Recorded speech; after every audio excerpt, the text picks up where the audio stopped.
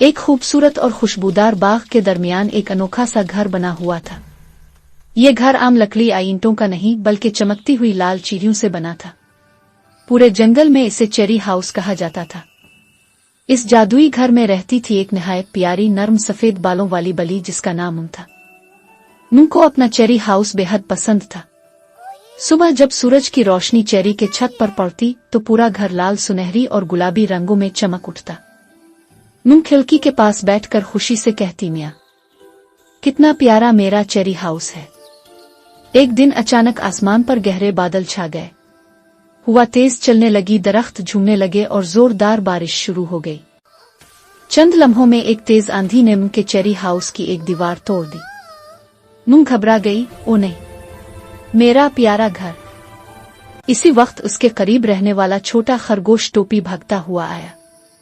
ٹوپی بولا، پریشان مت ہو، ہم سب مل کر تمہارا گھر ٹھیک کر دیں گے۔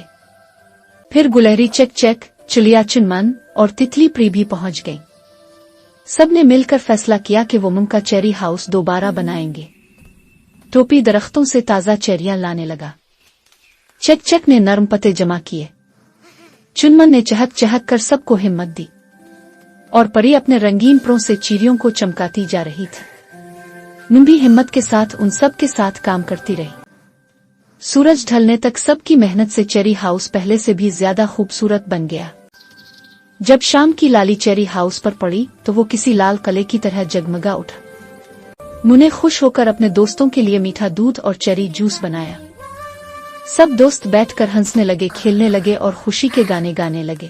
سب دوستوں نو کو نے مسکرا شکریہ کر کہا، میرا گھر چیریوں سے بنا ضرور ہے، مگر اس کی اصل طاقت تم سب کی دوستی ہے۔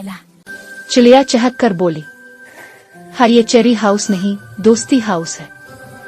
رات کو جب سب سو گئے تو چاند کی روشنی چیری ہاؤس پر پڑی اور لگتا تھا جیسے آسمان کے ستارے زمین پر اتر آئے ہوں۔ نو اپنے نرم چیری بستر پر لیٹ گئی، مسکراتے ہوئے آہستہ سے بولی، دوستی سب سے میٹھا پھل ہے۔ سبق: مشکل وقت میں دوستوں کا ساتھ سب سے بڑی نعمت ہے۔ پیار، دوستی اور مدد سے دنیا اور بھی خوبصورت بن